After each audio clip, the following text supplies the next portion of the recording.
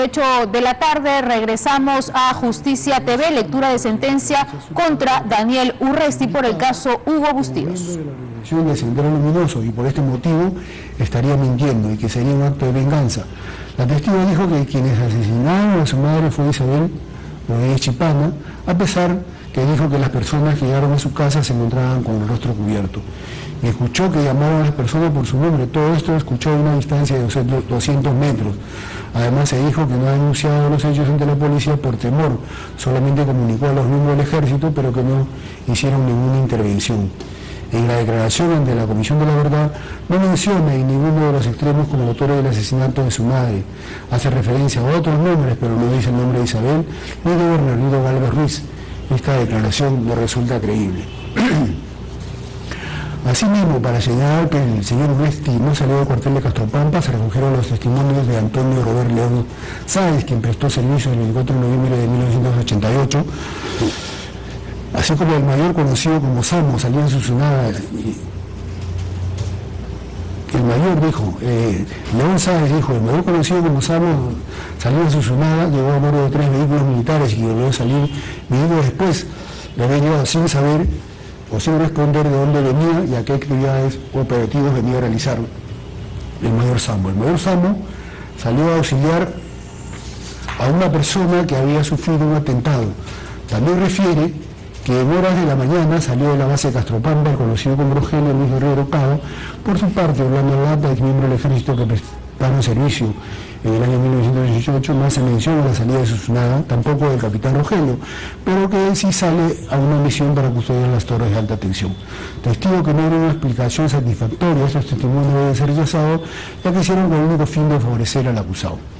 El testigo Luis Córdoba Chávez dijo que fue Furriel del conocido como Rogelio, y respecto a la salida del mayor Samo no estuvo el 23 ni el 24 de noviembre en la base Castropampa, y Pablo luego recordar que Samo regresó a las 3 o 4 de la tarde y que no recuerda si es que el mayor Samo volvió a salir en 1 de la tarde costera de Castropampa.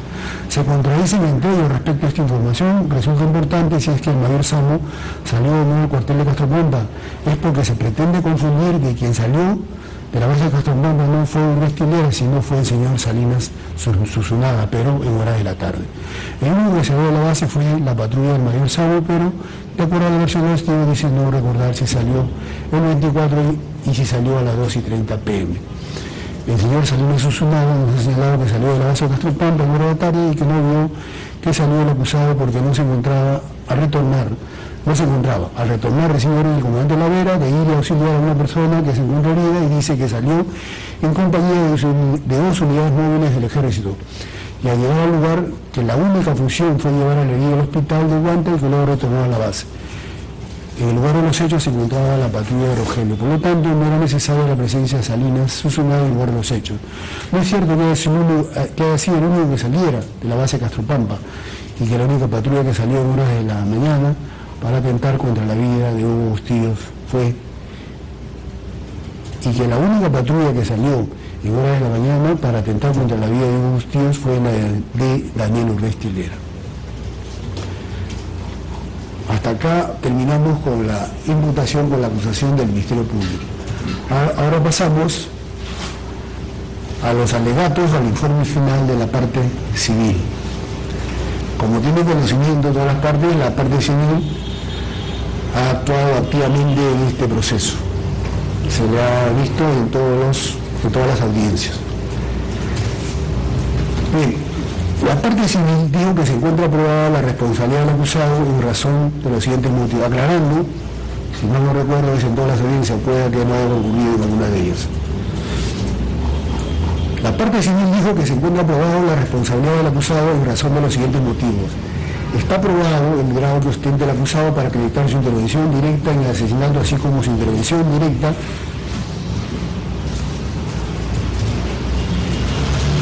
del acusado en razón de ser el jefe del S2.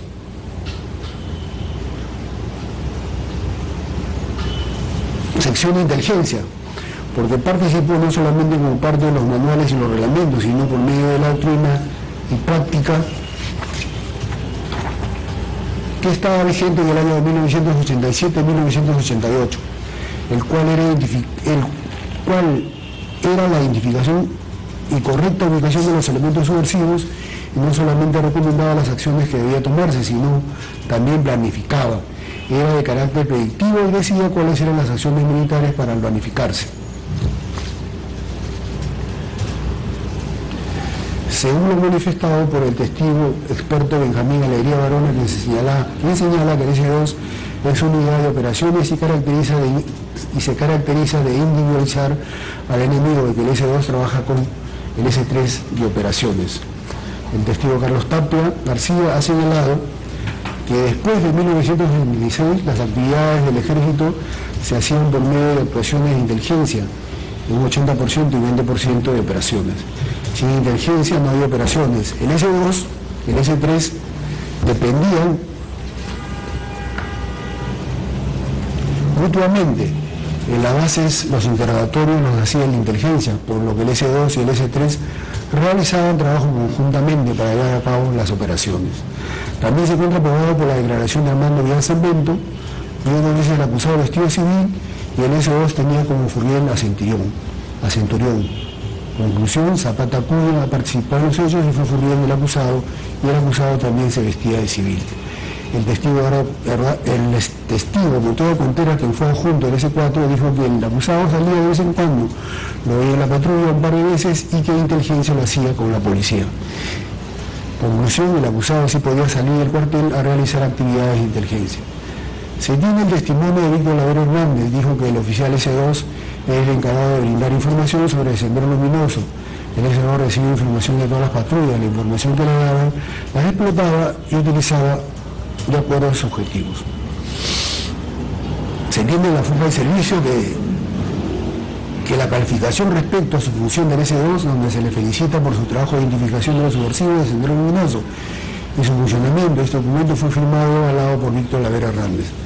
El documento de Johnny Zapata Acuña menciona que habiéndose encontrado donde el ejército trabajó como parte de inteligencia y realizó patrullajes, también organizó rondas. Folio 6822 del tomo 22. La declaración de Isabel de Chipana señaló que en 1988 vivía en Grapata.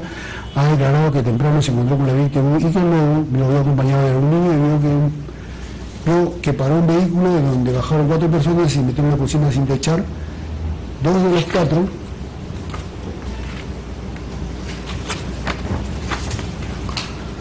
las 4 personas que bajaron vio que dispararon 2 de ellos, que eran Centurión y Arturo, por lo que ellos se dejó constancia del hecho criminal. Asimismo se ha probado que un vehículo militar ha salido de cuartel a las 9 AM o 11, esto se acredita por medio de Armando Vidal Sanbento, quien dijo que el vehículo sale a eso a las 9 AM. El acusado habría salido a esa hora en compañía de Centurión. Luego, según este testigo, el acusado le contó que salió para un operativo vestido de civil. También fue corroborado por Edgardo Montoya Contreras, que ingresó en contradicciones con sus declaraciones anteriores. Se le expuso a la vista su declaración del 24 de junio del 2019, donde señalaba que el 24 de noviembre de 1988 salió un vehículo del cuartel al mando del acusado Centurión, y luego el vehículo regresó sin la patrulla.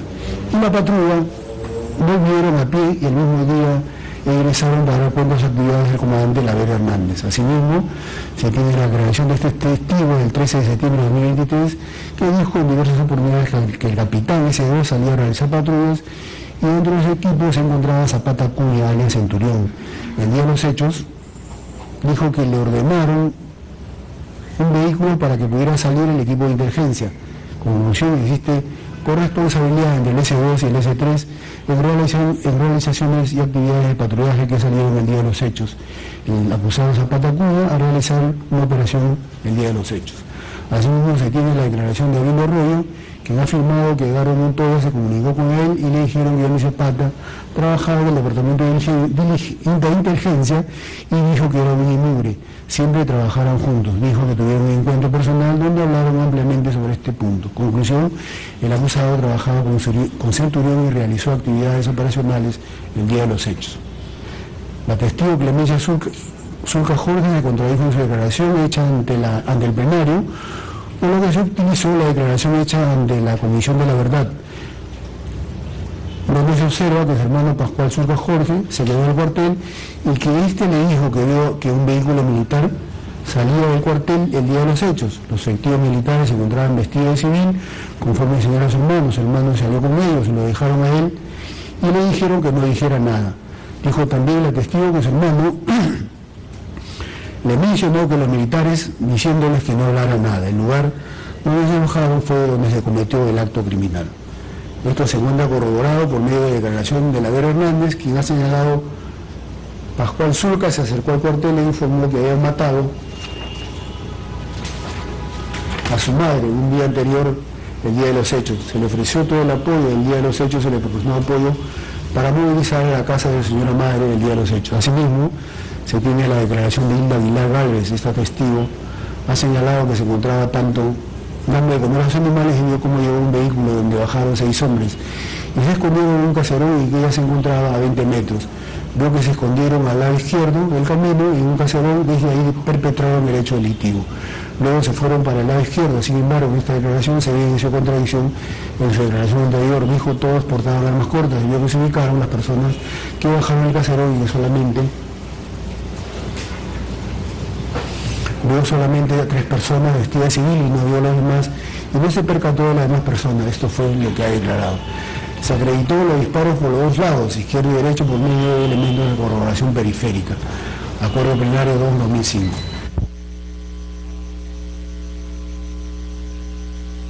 Que sufrieron ambas personas fue por el lado derecho y el lado izquierdo. En los documentos se da cuenta de heridas de bala que se encuentran al lado derecho, que los víctimas fueron atacados por proyectiles de arma de fuego. Asimismo, se ha acreditado que la testigo Isabel Rodríguez Chipana vivía en la zona de los hechos y tenía su tienda y de ahí pudo ver lo sucedido, quienes eran las personas que cometieron el hecho delictivo. Esto se ha corroborado con el acta de inspección ocular del 3 de abril de 1989, de Fojas 81, tomo 1. A la mano izquierda existía el caserón deteriorado de la familia Gálvez y al lado derecho la vivienda de Isabel Rodríguez Chipana. En el año 1989 también se constató el acta de contratación de fecha 23 de enero de 2004, folio 370, y respecto a los anexos de constatación donde se recogen fotografías, donde se puede apreciar una casa frente a la casa de la familia Aguilar. De igual forma se acredita por medio de la diligencia de reconstrucción donde se aprecian vestigios de la vivienda de Isabel Rodríguez Chipana. La existencia de la tienda fue acreditada con la declaración de sus Gálvez, por lo tanto es un elemento indispensable para darle verosimilitud del testigo. La testigo ha señalado que conoció al capitán Arturo al momento de ser construidos los muros de Castropampa, pero el testigo fue a hacerlo por tramos. Esto también ha sido corroborado por Jesús Gálvez Ruiz. Asimismo, la testigo ha dicho que el muro fue construido por el mes de julio de 1988 y que antes de ello existía un muro, sino que solamente existía un cerco de charamposo. Y que antes de ello, sino que solamente existía un cerco de charamusca. También esta afirmación se encuentra acreditada por lo referido por el militar Armando Vidal Sanbento, quien dijo que cuando llegó que dentro del cuartel no había nada, pero cuando regresa en noviembre vio que existía un cerco perimétrico y también estaba dentro del cuartel como estaban las habitaciones de los efectivos militares. De igual manera, la información dada por Abilio Arroyo en la revista señaló un artículo del cuartel que contaba un gran paredón, pero que esto fue reforzado por la construcción hecha por Pago de la Pata. De igual manera, las declaraciones de los militares que han sido ofrecidos por el acusado en la fotografía donde se encuentran dichos testigos no cuentan con fechas, por lo que no se puede alegar que se trata de una fecha anterior a la señalada. Este medio de prueba no es solvente. Tampoco se ha acreditado que las fotos sean en Castropampa, sino que pudieran ser tomadas en otra base contra su versión. Por otro lado, la testigo Isabel Rodríguez Chipana ha señalado que no denunció inicialmente porque fue amenazada por el acusado, ya que muchos vecinos fueron llevados a Castropampa interrogados por haber dado información una vez se dieron los hechos. Esto se encuentra acreditado con las declaraciones de Secundina Gálvez y Antonio Pacheco Aguado. Ambos dijeron que fueron detenidos en su domicilio y luego trasladados a la instalación de Castropampa. Además tuvo la información de que el testigo Alejandro Ortiz Serna fue encontrado muerto meses después, conforme informa sobre el particular el atestado 035 JPH Secote del 1989. Toda la información fue dada por la testigo Rodríguez Chipana. Conclusión, la declaración de la testigo Rodríguez Chipana se encuentra corroborada por el material periférico antes mencionado. Por último, el delito cometido por el acusado es contra la humanidad. Los principios de Bruselas señalan que las víctimas tienen derechos de que se conozca lo que ha sucedido con sus familiares. En el presente caso es acreditado el daño moral y la persona conforme a la declaración de Hugo Bustillos Patiño. La cuantificación del daño resulta siendo conforme a la proporcionalidad. Por eso pide el monto de 300.000 soles en favor de los familiares de la víctima Hugo Bustillos Saavedra. 300.000 soles como daño extrapatrimonial por la muerte de Bustillos Saavedra está fundamentado en dos motivos, que es el daño moral a la persona y el proyecto de vida de Hugo Bustillos Saavedra. Bien, se ha terminado con la posición de la parte acusadora. Ahora vamos a pasar a la posición del acusado. Inicialmente, una vez haber delimitado el marco fáctico jurídico de la acusación, pretensión fiscal, se va a proceder con el establecimiento de la posición de la defensa respecto a los hechos que se le están imputando. Para esto vamos a recurrir tanto a la defensa técnica como a la material, que se manifiesta de las primeras declaraciones hasta que ha hecho en el plenario. Finaliza con su alegato de defensa y defensa material. Declaraciones del procesado. Declaración del acusado dentro del proceso. Para la correcta apreciación de la posición de la defensa es necesario que se establezca correctamente lo que ella propone. Así se tiene en cuenta tanto su consideración técnica ejercida por el abogado que asesora al acusado como material, que es la que el propio acusado ejerce en razón de su derecho a señalar cómo es que fueron los hechos que se le acusan. En ese sentido se partirá de las declaraciones hechas por el acusado en el desarrollo del proceso. El acusado dentro del proceso penal incubado en su contra declaró en la etapa de investigación, por lo que se encuentra dentro del expediente la declaración indagatoria del 23 de julio del 2009. Página 67-682, en la cual se tiene lo siguiente.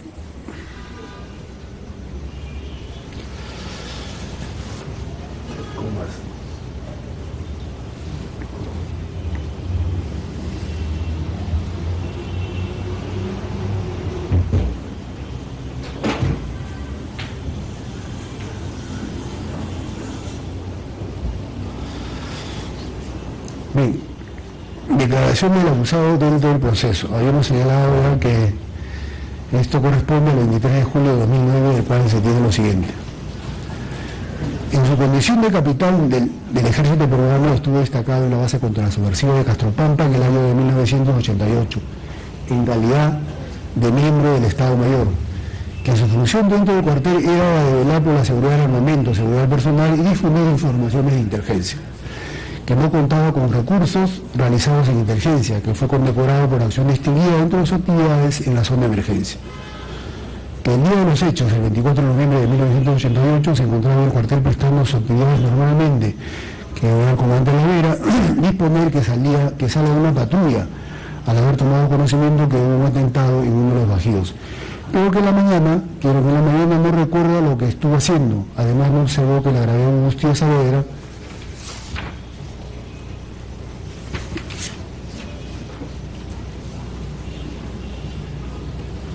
se haya acercado al cuartel a solicitar permiso al comandante Lavera Hernández.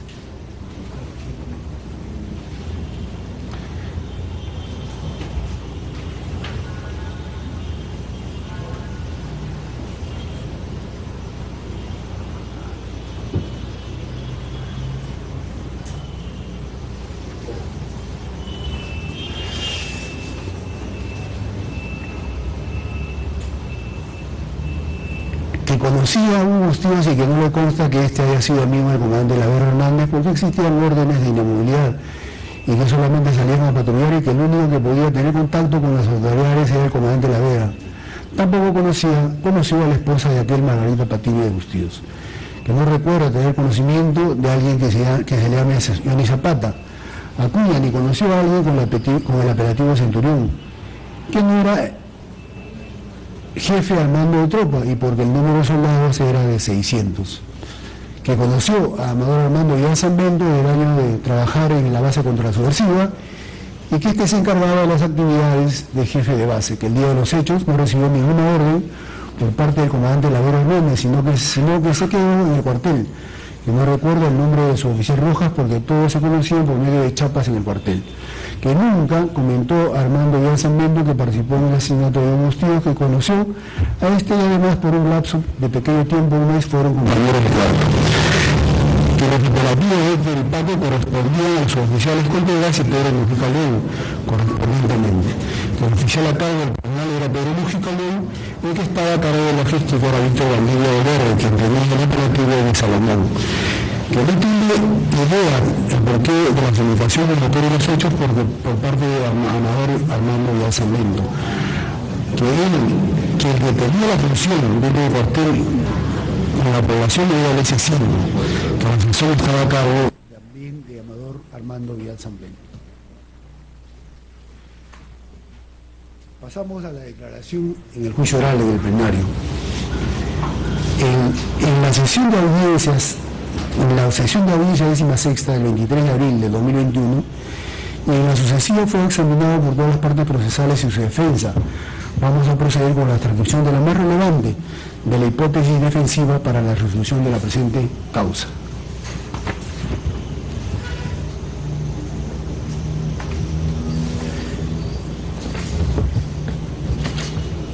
Que egresó como oficial del Ejército en el año de 1978 del arma de comunicaciones. Su misión fundamental era ejercer la misión de comunicación de toda la comunidad.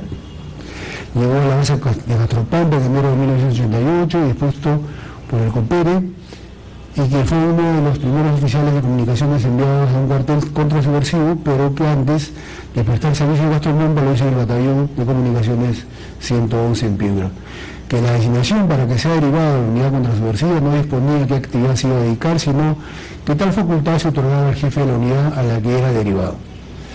Sobre la conversión de los batallones en Huanta, que la denominación de contrasubversivo de cada unidad se debe al carácter especial de lucha contra las actividades subversivas que se desarrollaron en las zonas altoandinas del Perú. Además, la actividad del ejército se hacía a través de grandes regiones militares, que eran 5. Que la región del interior, la del Ritmo, era la encargada de verificar asuntos que concernían al interior del Perú, y que en Ayacucho solamente se encontraba el batallón 51 de los Cabitos, por lo que una vez terminada la lucha contra las subversivas se dispuso que se fueran bases y después divisiones en Huamanga, que la composición del Estado Mayor estaba establecida por S1, S2, S3, S4 y S5, que el puesto de comando se encargaba del comandante del batallón y el Estado Mayor, y el Estado Mayor es la compañía del puesto de comando porque se encargaba de todo el abastecimiento y mantenimiento. En el año 1987 se establece el puesto de comando de Huamanga a la ciudad de Huanta y se convierte en un batallón. Que en el año 1986 se traslada todo el batallón de Huamanga a Huanta. Sobre la llegada del batallón contrasubversivo de Huanta. En la ciudad de Huanta, las autoridades encargadas del orden fueron la Guardia Civil, la Guardia Republicana, la Policía de Investigación del Perú y la Fiscalía del Poder Judicial, la Alcaldía de Huanta. Que la base contrasubversiva no tenía jurisdicción ni responsabilidad dentro de la ciudad, sino solamente en zonas rurales. Y que el primer escalón del ejército se encontraban en la base, las cuales se encargaban de establecer el orden en el mismo territorio. Que las zonas internas se dividían en zonas, subzonas, áreas. Que una división tiene un batallón de servicio, además de una compañía de intendencia, una compañía de comando de servicios y un Estado Mayor. Y los comandantes conformaban el Estado Mayor y son ellos los que se encargan de hacer el planeamiento, y tales planes los ejecutan los batallones. Que llega el 1 de enero de 1988 al cuartel de Castropampa, y que el jefe de la unidad era el comandante Víctor Lavera Hernández, de seudónimo Javier Landa Lupón, quien le dijo que se haga cargo de la segunda sección, ese debe decir parte del Estado Mayor, indicándole que para el cargo no tenía experiencia, respondiéndole al comandante que no había problema y que la información venía del G2. Que su función básicamente se ocupaba de 3 cosas concretas: aspectos meteorológicos, aspectos del territorio y conocer al enemigo, o sea, las actuaciones de los elementos de sendero luminoso. Que la base estaba conformada por alrededor de unos 200 hombres, y a quien relevó cuando llegó a la base le decían burro, que la nube principal con la que trabajan en calidad de S2 era la DUPSIDE, que el S2 tenía como funciones principales la de conocer al enemigo, las situaciones meteorológicas y el terreno, que cuando llegó recibió todos los informes que se habían enviado al G2 y que aprendió a seleccionar los elementos esenciales de inteligencia y cómo es que tenía que hacer sus funciones al escalón superior al G2. Que el G2 se le enviaba la información obtenida, la cual era solamente calificada como información, y aún no tenía la calidad de inteligencia, porque de eso se encargaba el G2, que el G2 remitió un informe para saber el estado en el que desde el punto de vista de la inteligencia se encontraba la zona de emergencia, que el S2 se encargaba de los temas de inteligencia y contrainteligencia, que implicaba mantener la carta de inteligencia, que se le entregó toda la documentación que desde el año 1986 se había estado obteniendo sobre Sendero Luminoso, lo que le permitió conocer al enemigo. Que el Estado Mayor estaba conformado por el mayor Salinas Usunaga como S3, el S4 Salomón Valdivia, y para su labor el S2 recurrió a la información que le proporcionaban las patrullas, así como el comandante de la unidad, y que dicha información antes de remitir al G2 la contrastaba con otra para que pudiera recién ser remitida a dicha dependencia, que el único que podía salir de la unidad era el señor Víctor Lavera Hernández y traía la información que obtenía de la población. Sobre Hugo Bustillos y otros y aspectos propios de la actividad contrasubversiva. Que el señor Hugo Bustillos era un informante de calidad A, es decir, de alta calidad. Era la información que proporcionaba, y gracias a dichas informaciones de él se pudo establecer la identidad de mandos que se fueron corroborando. Que por una decisión gubernamental se establó la estrategia primero de ganarse a la población para que ésta pueda ayudar a luchar contra la subversión, y que una de las finalidades del ejército dentro de la población era la formación de los comités de autodefensa, que existían dos planes de operaciones, uno llamado Sabueso y otro Eliminación, los cuales tenían la finalidad del convencimiento de la población por medio de visitas a las comunidades o pagos y la protección de las torres de alta tensión para evitar los apagones, que quienes se encargaban de inscribir a los comités de autodefensa era lo del S5. Respecto a la obtención de información de la forma de cómo es que trabajaba el cuartel, que durante su estadía dentro del cuartel se estableció la inmovilidad absoluta y nadie podía salir al área del cuartel salvo el comandante Lavera Hernández, quien se entrevistaba con las autoridades y pobladores para luego informarle de lo que le decían, que desconocía en ese momento si es que parte de las informaciones entregadas al comandante Lavera era hecha por periodistas, que no era su labor, como parte de ese dos, el saber de la labor de ciertas personas en calidad de periodistas, que la UCIDE no le autorizaba a saber si es que había periodistas dentro de la población, que no recuerda si dentro de la zona operaban radios, que nunca recibió información de los mismos pagos sobre elementos terroristas, que la única información que recibía era sobre la fuerza local, y que una vez recibida esa información se remitía al G2 y luego al G, y luego el G2 enviaba la información elaborada para saber sus conclusiones y esté al tanto de la situación de inteligencia. Sobre sus funciones dentro del cuartel, que al día siguiente de haber llegado al cuartel se dirigió al Estado Mayor para realizar el relevo, pero se quedó con el Furriel ya que se encontraba trabajando con el S2 a quien relevó, que el Furriel es un agente de oficina que para ser tal era solamente necesario haber terminado la secundaria y saber escribir y leer para realizar labores estrictamente del Estado Mayor, que no recuerda el nombre de su Furriel, porque a todos se les conocía con sobrenombres y el Furriel nunca realizaba labor de recopilación, que primero fue derivado a un lugar donde todos del Estado Mayor se encontraban acomodados uno frente a otro, hasta el mes de octubre del año 78, donde se terminó de construir las instalaciones para el Estado Mayor, que compartió habitación con el capitán Rogelio, cuyo nombre era Guerrero Cava. También era ese signo que no recuerda si compartió la habitación con otras personas. Que la jurisdicción del cuartel de Castropampa comprendía todas las provincias de Huanta hasta ciertas zonas de Huancavelica, que los pagos se encontraban en la inmediación de la ciudad de Huanta y que eran alrededor de unos 50, que algunos pagos se encontraban cerca y se podían llegar rápidamente, pero otros se encontraban lejos y para llegar a ellos se necesitaba unos días, que el encargado de patrullaje de operaciones era el S3, que las patrullas se forman una sola vez y una vez que vuelven su labor se desintegra y se vuelven a formar una nueva patrulla. Asimismo, las patrullas cuando salían lo hacían con la denominación del comandante, quien estaba a cargo de ella, que recibía informaciones de las patrullas que salían. Las informaciones de las patrullas se calificaban de acuerdo a su fiabilidad. Que la función del S4 era de logística y abastecimiento, que salía normalmente para el habituallamiento, que el S5 se encargaba de impartir instrucciones y arengas sobre la democracia.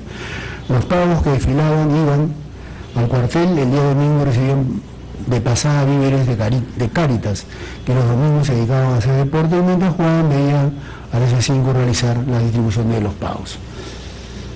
que la diferencia entre mando y comando es que mando se refiere al rango y la posición jerárquica en la que se encuentran los oficiales militares, mientras que comando es la potestad de ordenar un determinado grupo militar que se encuentra bajo su orden, que dentro del cuartel él solamente da órdenes a su furriel, que el plan de operaciones está a cargo del comando conjunto, quien remitía dicha directiva a la base encargada de la región militar que se encontraba en el ritmo para elaborar un plan. Bien, seguimos escuchando entonces la lectura de sentencia a Daniel Urresti por el caso Hugo Bustíos. En esta parte se encuentran los alegatos por la parte civil. Vamos a hacer una pequeña pausa y regresamos con más información aquí en Canal N.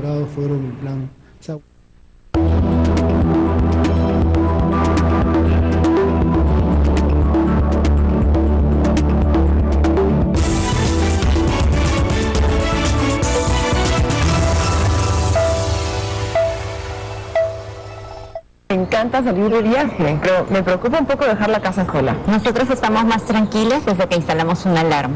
Verisur, mira, desde la aplicación puedo ver que todo está tranquilo en casa, porque si algo pasa, ellos alertan inmediatamente. Ahora mismo lo llamo. Con la nueva alarma Cero Visión, somos capaces de impedir la visibilidad del ladrón, porque no se puede robar lo que no se puede ver. Calcula online en verisur.pe o llama al 0800 17979.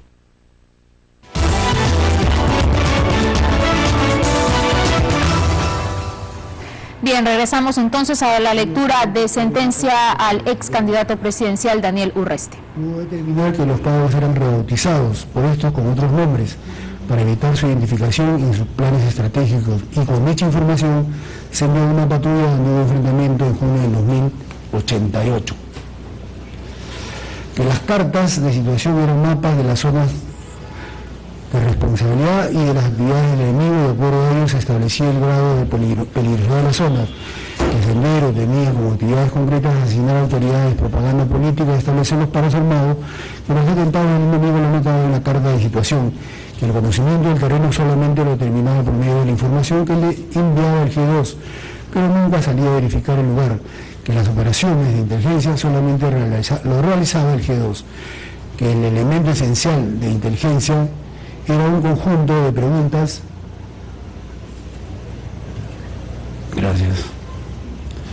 sobre actividades terroristas que debían ser absueltas por él, y si es que había respuesta. Que no recuerda si es que alguna vez el G2 le solicitó información sobre la ubicación de mando terroristas, que dichos requerimientos hechos por el G2 constaban en archivo, pero que estos eran quemados por la norma, porque la norma obligaba a que se quemara todo archivo transcurridos 5 años. Que durante su cargo como S2 obtuvo información del camarada Sabino respecto a que era jefe de la subzona número 1, y que Sabino era amigo de Feliciano del Cojo Rodríguez, y al igual que ellos eran muy crueles, que la división hecha por los agentes terroristas era de diferente forma que los oficiales militares hacían. Que por trabajo de la base lograron determinar que dentro de la jurisdicción del batallón encontraron hasta 3 fuerzas locales, que sí conocía los apelativos de los jefes de las fuerzas locales, que cuando fue relevado en enero de 1989, le entregó toda información obtenida al nuevo S2, que gracias a su trabajo logró determinar los nombres de los jefes de las fuerzas locales y asimismo los nombres con los que designaban los senderistas a los pagos, que en una ocasión determinaron que en un pago rebautizado por los terroristas con el nombre de Primavera se iba a realizar una reunión coordinada con los senderistas Mavilón,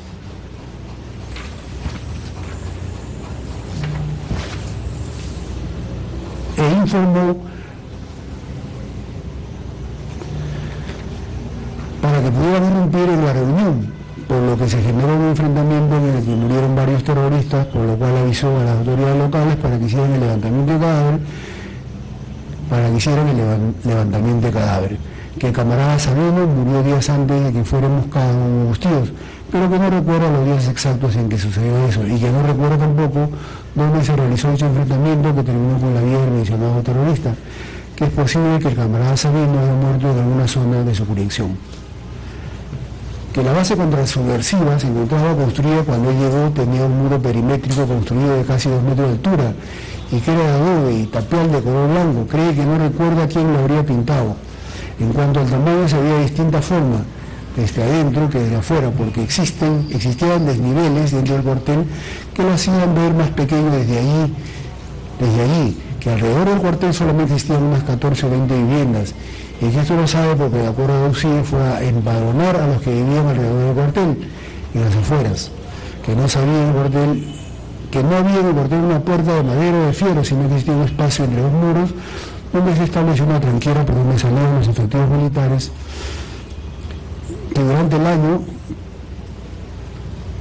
1988 no se levantó ningún muro, dado que el muro se construyó en el año 1986 y era nuevo, que en el cuartel existía un helipuerto y que para su construcción se tuvo que aplanar los niveles del campo interior del cuartel, que una sola vez vino un general para ver cómo es que se encontraba trabajando y realizaba sus funciones dentro del cuartel.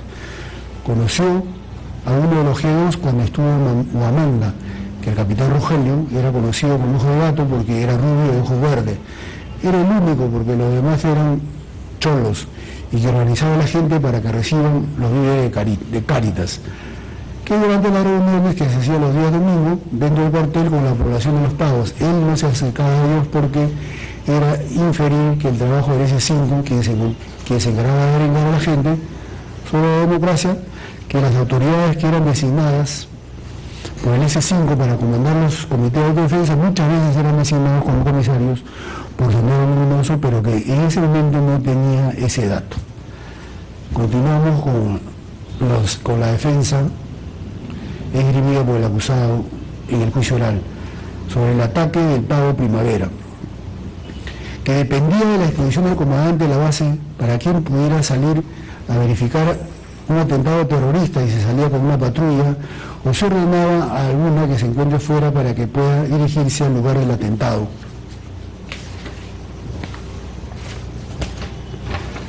Para que luego se dé cuenta de las autoridades, de Guanta, fiscales, PIP, que en el mes de junio fue el enfrentamiento en el pago Primavera, que los ajusticiamientos del Centro Luminoso nunca los hacía cerca al cuartel, sino en lugares alejados, que la patrulla que salía con autorización del comandante de la base debía traer información que era solicitada por el S2, o lo que si se encontraba alguna información, la patrulla remitía la información por medio del radiograma al comandante para que éste se lo dé, para que lo analice y explote. Y las patrullas salían a conversar con los pagos y cuando volvían en calidad de S2 les preguntaba al jefe de patrulla qué es lo que había conversado con ellos, que las patrullas de otras bases que se encontraban lejos no podían pedir la información de forma directa porque la información se la remitía por medio de radiograma el mismo jefe de base. En el ejército no se encargaba de hacer las investigaciones ante un atentado, que la contraste de información que realizaba con la información que le entregaba, la patrulla no era considerada como una información de la policía, que la información general que le entregaban era de cuándo, quiénes y cómo ingresaban a los pagos. Sobre la muerte de Primitiva Ayala y su menor hijo, que un día anterior de los hechos, el 23 de noviembre de 1988,